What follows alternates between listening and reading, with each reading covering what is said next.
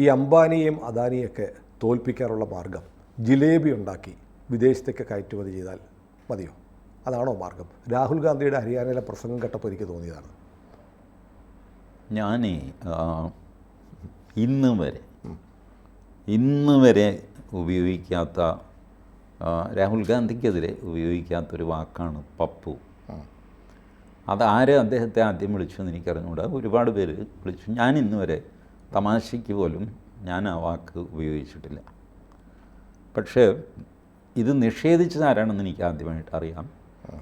ജയറാം രമേശാണ്. ജയറാം രമേശ് പറഞ്ഞു, രാഹുൽ ഗാന്ധി പപ്പു അല്ല എന്ന് തെളിയിക്കാനുള്ള ശ്രമത്തിലാണ് ഞങ്ങൾ. ഈ ഭാരത് ജോഡോ യാത്ര കഴിഞ്ഞപ്പോൾ പ്രിയങ്ക ഗാന്ധി പറഞ്ഞു, എൻ്റെ ചേട്ടൻ പപ്പു അല്ല എന്ന് തെളിയിച്ചു. ഈ റീസെൻ്റ്ലി സാം പിട്രോഡയാണ് അദ്ദേഹത്തിൻ്റെ അഡ്വൈസർ. നേരത്തെ ദിഗ്വിജയ് സിംഗ് ആയിരുന്നു, ഇപ്പോൾ സാം പിട്രോഡയും പറഞ്ഞു, he has come out of that Pappu stage എന്ന് പറഞ്ഞു. അപ്പോൾ പപ്പു അല്ല. ഓ ശരി, ഏകദേശം പപ്പു അല്ലാതെ ഇങ്ങനെ പെരുമാറാനും തുടങ്ങി. ആ നടപ്പും ഭാവഹാവാദിയും സംഗതിയൊക്കെ വളരെ ഗൗരവമായിട്ട് ആരെ കണ്ടാലും കടിക്കും എന്നൊക്കെയുള്ള ഇതിൽ നടക്കാനൊക്കെ തുടങ്ങി. പക്ഷേ ഈ നമ്മുടെ ഉള്ളിലെ ആ സ്വഭാവമുണ്ടല്ലോ, അത് അധികകാലം നമുക്ക് മറച്ചു വയ്ക്കാൻ പറ്റില്ല. മോഹൻദാസ് അല്ല എന്ന് 2-3 ദിവസമൊക്കെ അഭിനയിക്കാം, 1 മാസമൊക്കെ പിടിച്ചെങ്കിൽ ഇത് കഴിയുമ്പോൾ ആ തനി മോഹൻദാസ് പുറത്ത് പോവും. അങ്ങനെ പോയൊരു സന്ദർഭമാണിത്. രാഹുൽ ഗാന്ധിക്ക് ഒരു പ്രശ്നം എന്താണെന്ന് വെച്ചാൽ, രാഹുൽ ഗാന്ധി ഭാരതീയനല്ല. ഭാരതത്തിൽ ജനിച്ചു, അദ്ദേഹത്തിൻ്റെ പൗരത്വ പ്രശ്നമൊന്നുമല്ല ഞാൻ ഉദ്ദേശിക്കുന്നത്. പെരുമാറ്റത്തിൽ, ജീവിതത്തിൽ ഭാരതീയനല്ല, കൂടുതലും പുറത്താണ് കഴിഞ്ഞത്. അപ്പോൾ ബ്രിട്ടീഷ്, ഇംഗ്ലീഷ്, അമേരിക്കൻ ആ സ്വഭാവമൊക്കെയാണ്. ഈ ജിലേബി എന്ന് പറയുന്നത് ഒരു അപൂർവ വസ്തുവാണെന്ന് ആ പാവം ധരിച്ചുപോയി. ഹരിയാനയിൽ ഇദ്ദേഹത്തിന് ഒരാൾ ജിലേബി കൊടുത്തു, അത് കഴിച്ചു. അത് വളരെ ടേസ്റ്റി ആയിട്ട് അദ്ദേഹത്തിന് തോന്നി. സത്യമാണ്, ജിലേബി വളരെ ടേസ്റ്റിയാണ്. നന്നായി ഉണ്ടാക്കി കഴിഞ്ഞാൽ വളരെ നല്ല സാധനമാണ്. നോർത്ത് ഇന്ത്യൻസിൻ്റെ north and western, Maharashtra, Gujarat, ഇങ്ങനെയുള്ള വെസ്റ്റേൺ സംസ്ഥാനങ്ങളിലൊക്കെ ഇതിൻ്റെ വലിയ എക്സ്പേർട്സ് ഉണ്ട്. കേരളത്തിലും നമുക്ക് ഉണക്ക ജിലേബി കിട്ടാറുണ്ട്. അതൊന്നും അല്ല ജിലേബി, അത് ഉണ്ടാക്കുന്നവരുണ്ടാക്കണം, പ്രൊഫഷണൽസ്. ഉത്തരേന്ത്യയുടെ ഏത് തെരുവിൽ പോയി കഴിഞ്ഞാലും വലിയൊരു ചീനച്ചട്ടിയിൽ ജിലേബി എപ്പോഴും ഉണ്ടായിക്കൊണ്ടിരിക്കും. 2 ടൈമാണ് ജിലേബിയുടെ പ്രധാനം. ഒന്ന് രാവിലെ കഴിക്കുന്നവരുണ്ട്, വൈകുന്നേരം കഴിക്കുന്നവരുണ്ട്, ഉച്ചയ്ക്ക് ചിലപ്പോൾ ഒന്ന് ടേസ്റ്റ് ചെയ്യുന്നവരുണ്ട്. എന്നാലും രാവിലെയും വൈകുന്നേരമാണ് മാക്സിമം. അതിൽ തന്നെ രാവിലെയാണ് ഏറ്റവും കൂടുതൽ. ബ്രേക്ക്ഫാസ്റ്റിലെ ഒരു ഐറ്റമാണ് ജിലേബി പലർക്കും. അങ്ങനെയാണല്ലേ? അതെ, അതാണ് ജിലേബി. ഇതിങ്ങനെയുള്ളൊരു സാധനമാണ് എന്ന് രാഹുൽ ഗാന്ധിക്ക് അറിയില്ല.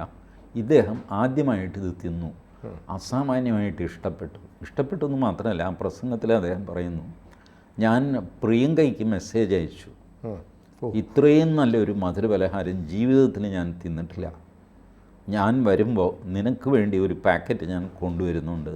ആദ്യമായിട്ട് എന്നിട്ട് ആ പാക്കറ്റും കാണിച്ചു.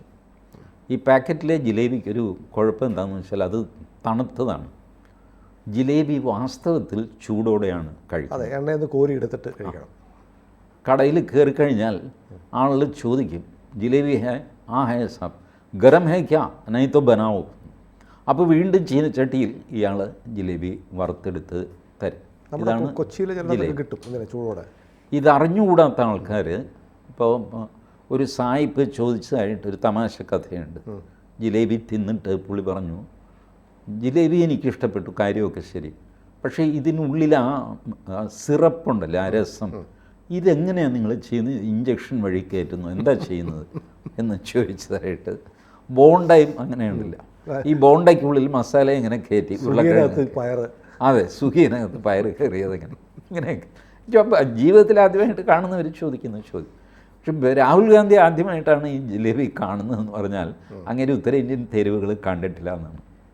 ഡൽഹിയിലൊക്കെ നടക്കുമ്പോൾ നമ്മൾ സൂക്ഷിച്ച് നടന്നില്ലെങ്കിൽ ഈ ചീനച്ചട്ടിയിൽ തട്ടും. അതെ, നമ്മുടെ ഇവിടെ ഏത്തക്കായും ചക്കയൊക്കെ വറക്കുന്ന പോലെ വലിയ കറുത്ത ചീനച്ചട്ടി, അതിലാണ് ജിലേബി ഉണ്ടാക്കുക. അല്ല, രാഹുലിന് അതിന് അവസരമില്ലോ, ഈ കമാൻഡോസിൻ്റെ ഒക്കെ കൂടെ അല്ലേ നടക്കുന്നത്. എന്ത് ചെയ്യാനാണ്?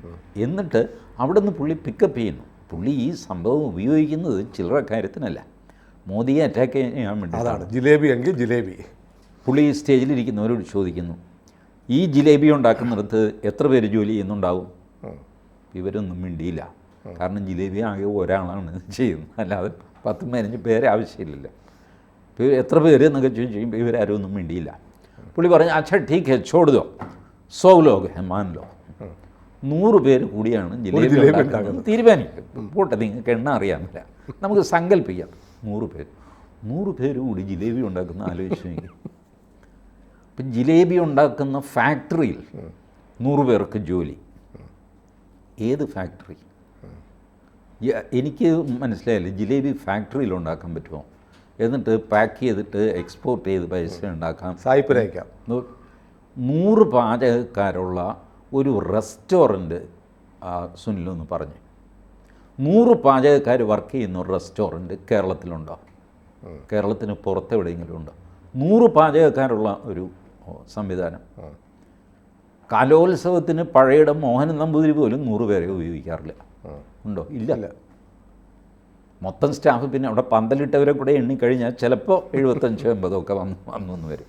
ഇത് ഒരു ഐഡിയ ഈ കാര്യത്തെ പറ്റിയില്ല.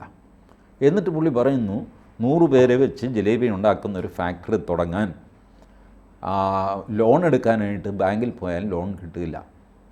ബാങ്കിലെ കാശ് മുഴുവൻ അഡാനിക്കോ അംബാനിക്കോ കൊടുത്തു കഴിഞ്ഞു, നിങ്ങൾക്ക് കിട്ടില്ല. ഇത് കേട്ടുകൊണ്ടിരിക്കുന്ന ആൾക്കാർ അന്തം വിട്ടുപോകും.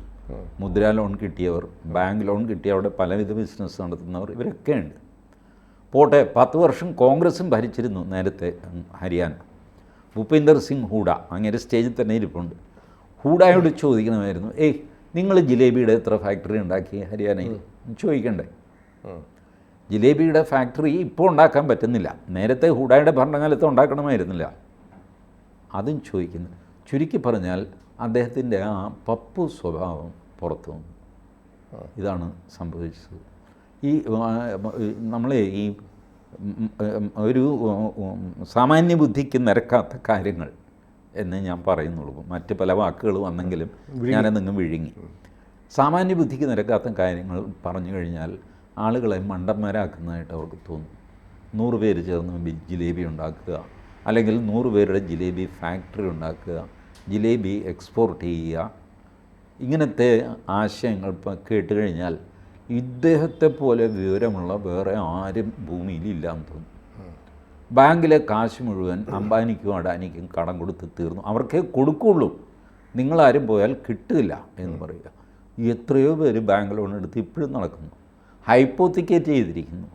പല സ്ഥലത്തും കണ്ടിട്ടില്ലേ, ഗോഡൗണിൽ hypothecate to Union Bank of India എന്ന് എഴുതി, ആ ഗോഡൗൺ തന്നെ പണയത്തിലിരിക്കുക. ടി ജി, എൻ്റെ ഒരു സംശയം, നമ്മൾ ഈ പപ്പു എന്ന് നമ്മൾ പലതവണ ടി ജി ഉപയോഗിക്കാത്തതാണ്, ഞാൻ പലപ്പോഴും പറയാറുണ്ട്. നമ്മളിങ്ങനെ രാഹുൽ ഗാന്ധി ഇങ്ങനെ പപ്പു ഇമേജിൽ കുറേ കാലം നടത്തി. പക്ഷേ സമീപകാലത്ത് രാഹുൽ ഈ പപ്പു അല്ലല്ലോ, ഈ രാജ്യത്തെ ബാധിച്ചിരിക്കുന്ന ഒരു രാഹു വന്ന് വിഴുങ്ങുന്നത് പോലെയായി. കാരണം വളരെ വിദ്രോഹകരമായ തരത്തിലേക്ക് മാറി, എങ്ങനെയും രാജ്യത്തെ തകർക്കുക എന്ന നിലവാരത്തിലേക്ക് വന്നു. എന്തുമായിക്കോട്ടെ, അതാണ് ഞാൻ പറഞ്ഞത്. ആ പപ്പു ഇമേജിൽ നിന്ന് പുള്ളി പുറത്ത് കിടന്നു. പപ്പു ഇമേജിൽ നിന്ന് പുറത്ത് കിടന്നിട്ട് ചമ്പൽക്കാട്ടിലെ കൊള്ളക്കാരൻ്റെ ഇമേജായി എന്ന് പറഞ്ഞാൽ പോലും പപ്പു ഇമേജ് മാറിയല്ല. പക്ഷേ ഇത് ഇവിടെ വേറെ കാര്യമുണ്ട്. ഇത് പണ്ട് കമ്മ്യൂണിസ്റ്റുകാർ പറഞ്ഞിട്ടുണ്ട്, കമ്പ്യൂട്ടർ വന്നാൽ, ട്രാക്ടർ വന്നാലൊക്കെ കുഴപ്പമാണ്, അംബാനി അദാനി അല്ലെങ്കിൽ ടെക്നോളജി പുതിയ വികസനമൊക്കെ വരുന്ന കുഴപ്പമാണ്, നമുക്ക് വേണ്ടത് ജിലേബി ഉണ്ടാക്കലാണെന്നൊക്കെ പറയുന്ന ഒരു ലൈനുണ്ടല്ലോ. അത് രാജ്യത്തിൻ്റെ മുന്നോട്ടുള്ള പോക്കിനെ വല്ലാതെ പുറകോട്ട് വലിക്കുന്ന ഒന്നല്ലേ? അല്ല, ഇതാണെന്ന് അങ്ങേര് കമ്മ്യൂണിസ്റ്റുകാരാണ് പുള്ളിയുടെ സ്പീച്ച് റെഡിയാക്കി കൊടുക്കുന്നതെന്നൊക്കെ പറയുമെങ്കിലും ഇതിപ്പോൾ പുള്ളി ആ ലൈനിൽ നിന്ന് മാറി സംസാരിച്ചൊരു കാര്യമാണ്. ഒരു ജിലേബി കിട്ടിയപ്പോൾ സ്പോണ്ടേനിയസിന് വന്ന ഐഡിയ, അപ്പം തോന്നിയ ഒരു ഐഡിയ ആണ്. അതാണ് ഞാൻ പറഞ്ഞത്, അദ്ദേഹം ആ പപ്പു സ്റ്റേജിലേക്ക് തിരിച്ചു വന്നു എന്നുള്ളത്. അല്ലെങ്കിൽ ഈ പപ്പു ഉദാഹരണം ഇല്ലാതെ തന്നെ പുള്ളിക്ക് പറയാം, ബാങ്കിൽ നിങ്ങൾ പോയാൽ ലോൺ കിട്ടുമോ? കിട്ടില്ല, അതൊക്കെ അംബാനി അഡാനി അടിച്ചിട്ട് പോയി. ഇത് പറഞ്ഞാൽ മതി. ഇത് ഈ ജിലേബിയുടെ ഉദാഹരണം പറഞ്ഞ് വഷളാവേണ്ട കാര്യം ഉണ്ടായിരുന്നില്ല. അല്ലെങ്കിൽ അത് മനസ്സിലാക്കണമായിരുന്നു. സ്റ്റേജിലുള്ളവർക്ക് മിണ്ടാനും വയ്യ. ഈ അവരോട് ഈ ജിലേബി ഉണ്ടാക്കുന്ന എത്ര പേര് എന്ന് ചോദിച്ചപ്പോൾ അവർ മിണ്ടാതിരിക്കുമ്പോഴെങ്കിലും രാഹുൽ ഗാന്ധിക്ക് സ്ട്രൈക്ക് ചെയ്യണമായിരുന്നു. എന്തോ കുഴപ്പമുണ്ടെന്ന് സ്ട്രൈക്ക് ചെയ്തില്ല പുള്ളിക്ക്. പുള്ളി പറഞ്ഞു ശരി 100 വെക്കാം എന്ന് പറഞ്ഞിട്ട് ആ പ്രസംഗം പോവുകയാണ്. അപ്പോൾ സ്റ്റേജിലിരിക്കുന്ന ഭൂപേന്ദ്ര സിംഗ് ഹുഡ, മറ്റേ രൺദീപ് സിംഗ് സുർജേവാല ഇവരൊക്കെ വാ വിളിച്ചു പോകുന്നു. ദൈവമേ 100 പേര് കൂടി ജിലേബി ഉണ്ടാക്കുന്നു എന്നൊക്കെ പറഞ്ഞു. അല്ല, പുള്ളിക്കടിയൊക്കെ മെഷീൻ വഴിയൊക്കെ ആയിരിക്കും ഈ രൂപത്തിലൊക്കെ ഉണ്ടാക്കുന്നത്. അങ്ങനെയൊക്കെ ധരിച്ചിരിക്കാം. അതാണ് ഞാൻ പറഞ്ഞത്. ബേസിക്കലി പുള്ളി ആ പഴയ സ്വഭാവം പുറത്തു വന്നു. അങ്ങനെ സംഭവിച്ചാണ്. ഇപ്പം തന്നെ അവർ ചാടി വീണത് തിരുത്തും കേട്ടോ. അടുത്ത പ്രസംഗത്തിൽ ഇത്തരം കുഴപ്പമുണ്ടാകാതെ അവർ നോക്കിക്കോളും. ഭാഗ്യവശാൽ നമ്മുടെ പത്രങ്ങളിലും മാധ്യമങ്ങളിലൊന്നും വന്നിട്ടില്ല. വരാതിരിക്കുന്നതാണ് നല്ലത്. ഇപ്പം വെറുതെ നാണക്കേട്. കാരണം എനിക്കത് ആ പ്രസംഗം ഞാൻ കണ്ടു ഫുൾ. അത് ഒരുപാട് പ്രശ്നങ്ങൾ അതിലുണ്ട്. അതൊക്കെ റിപ്പോർട്ട് ചെയ്തൊരു മനുഷ്യനെ വഷളാക്കണ്ട. കാരണം അവർ ഇപ്പോഴും മോദിക്കെതിരെ കാണുന്ന ഏക നേതാവ് രാഹുൽ ഗാന്ധിയാണ്. ഏക ദൈവം. അതെ. അപ്പോൾ ആ ദൈവത്തെ ഇല്ലാതാക്കാൻ പത്രക്കാർ തയ്യാറാവില്ല. ഇല്ലാതാക്കണ്ട, നമുക്കത് കണ്ട വളരെ ഇരിക്കട്ടെ, ആവശ്യമാണ് നമുക്ക്. കൂടുതൽ വാർത്തകളും വിശേഷങ്ങളും നിങ്ങളിലേക്ക് എത്താൻ ABC മലയാളം സബ്സ്ക്രൈബ് ചെയ്യുക, ബെൽ ബട്ടണും അമർത്തുക.